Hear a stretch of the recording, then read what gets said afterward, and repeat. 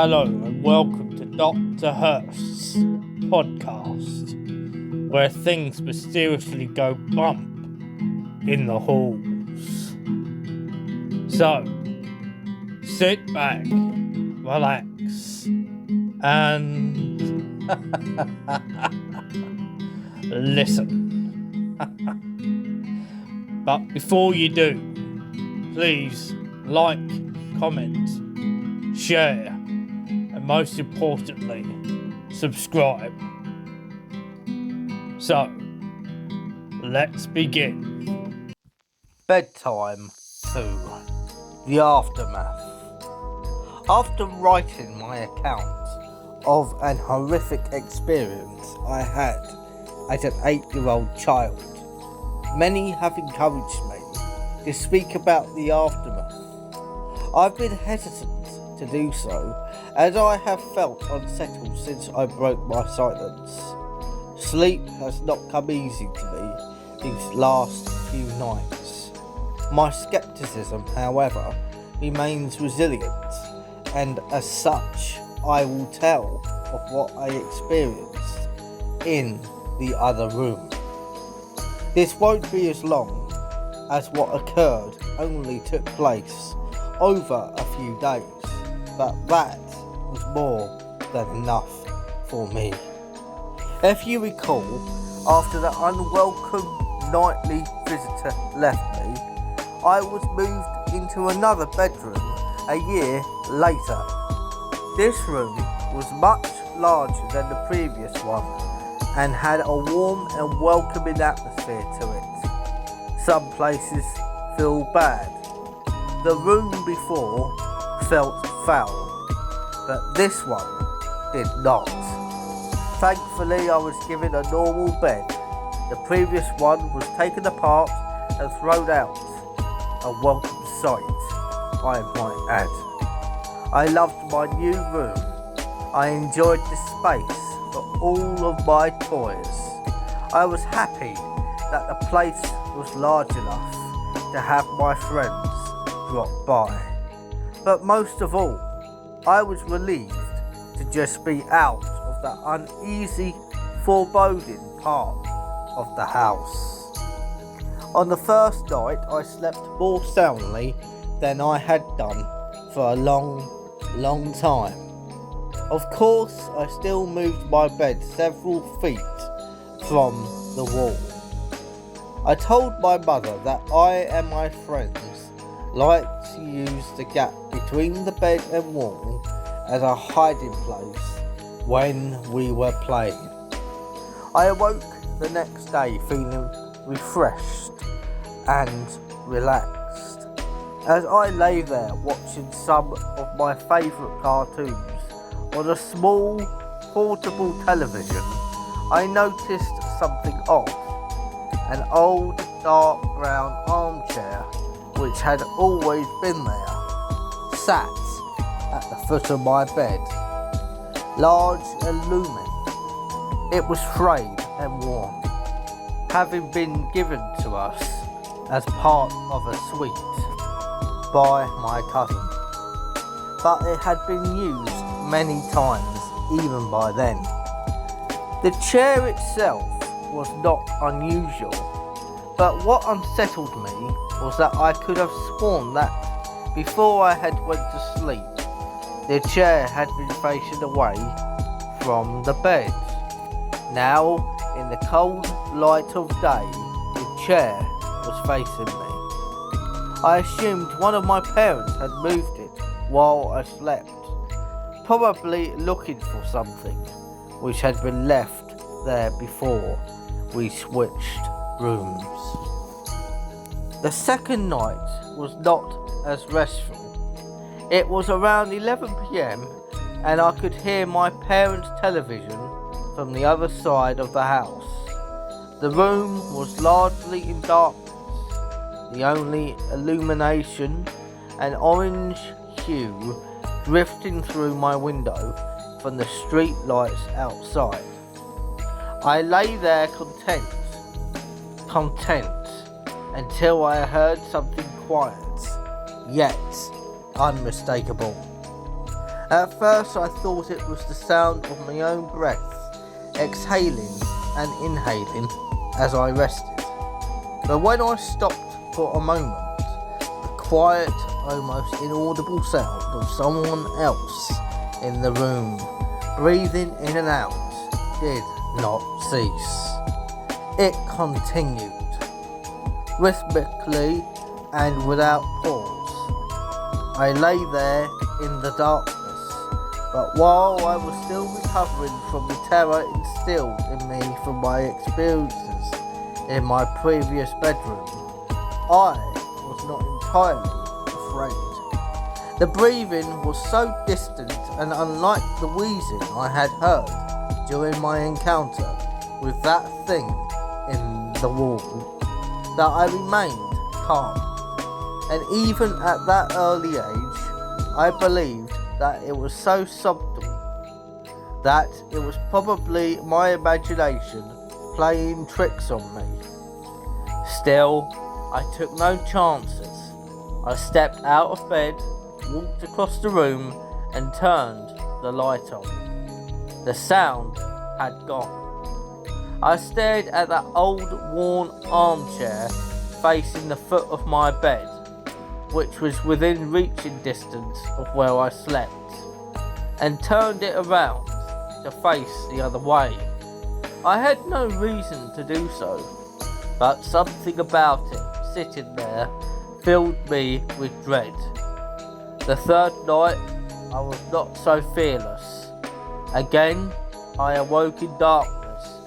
Lying on my back, I stared up at the ceiling, which seemed to happily absorb the dim orange light from the street. The tree outside my window swayed in a calm breeze, casting a strange collection of the improbable moving shadows across the room. I could hear nothing but the long and distant hum of the city's night traffic. Just as I began to drift back into sleep, I heard it, a creak from the bottom of my bed, as if something had moved or shifted its weight on the floor. I raised my head, peering through the darkness, but saw nothing strange. Everything sat as it had done throughout the day. Nothing was out of place.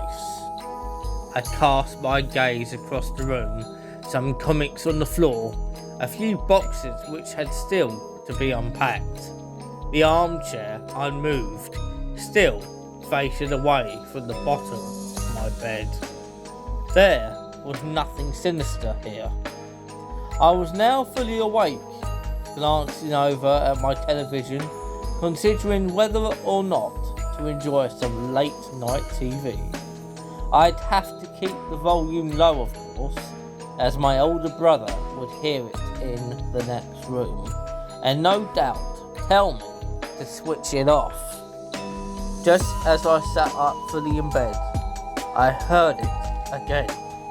A low creak, accompanied by a sound. The sound of the slightest of movements. I looked again at the room.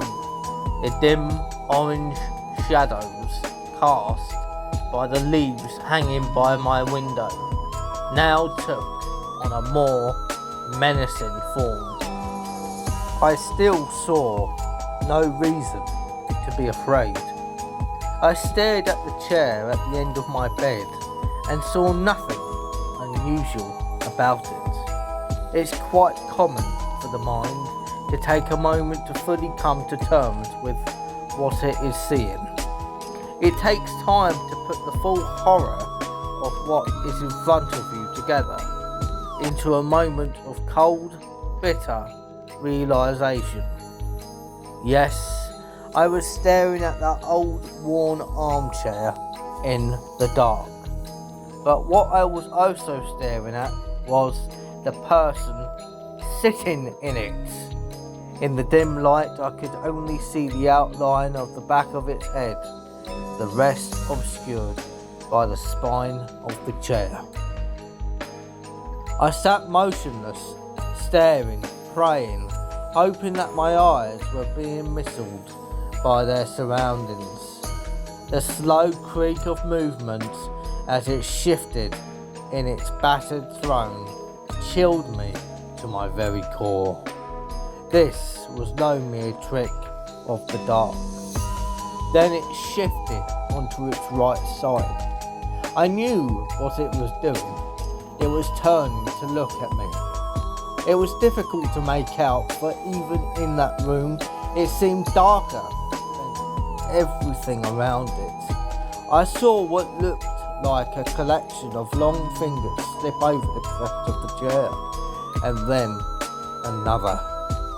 The room was silent, but for the sound of this thing shuffling in its seat, and the crash of my racing heart. At first I could only make out the outline of its forehead, but then it began to rise up, revealing 2 pinpoints of light in the dark recesses of its deeply set eye sockets. It was staring at me.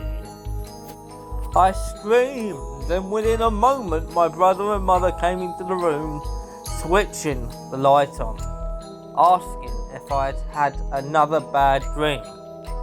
I sat speechless, barely acknowledging them, staring intently at the now empty armchair. I was only in that room for another few days before we suddenly moved. I saw nothing for the remaining nights except for my last sleep in that room, where I awoke to the warm air of something breathing into my ear. I jumped out of bed, turning the light on. The slow, rhythmic beats of something unseen remained, louder than before. I spent the rest of that night on the couch in the living room.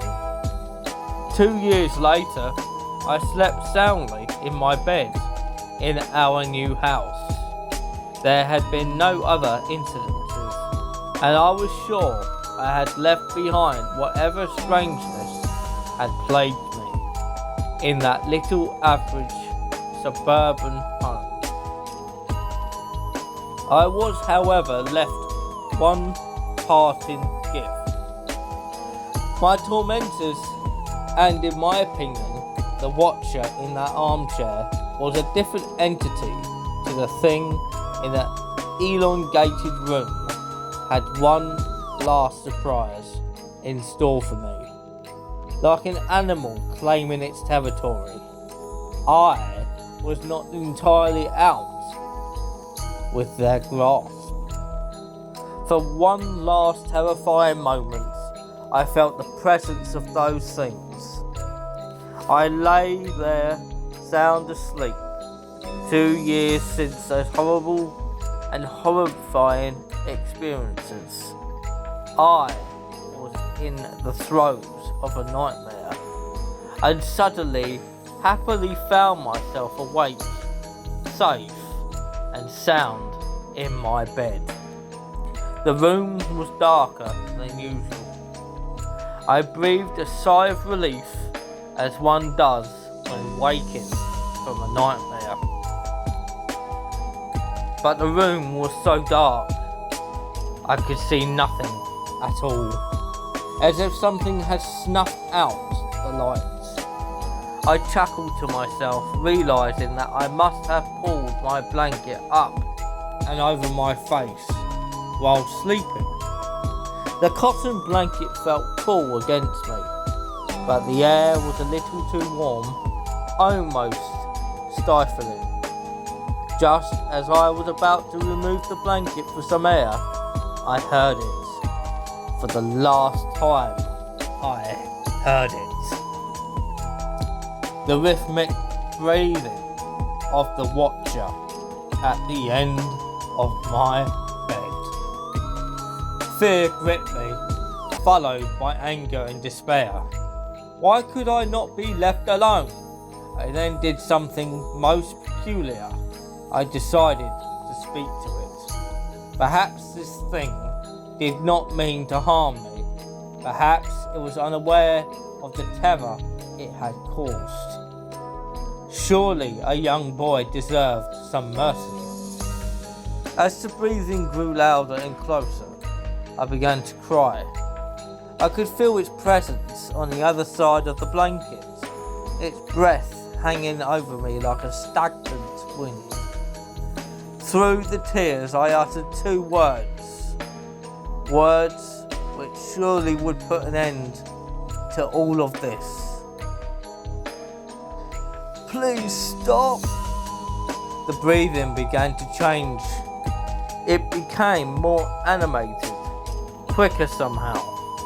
I could hear something shuffling next to me, standing close by. The breathing then moved, first back to the foot of my bed, and then slowly across the room, through the door, into the hallway, and then gone.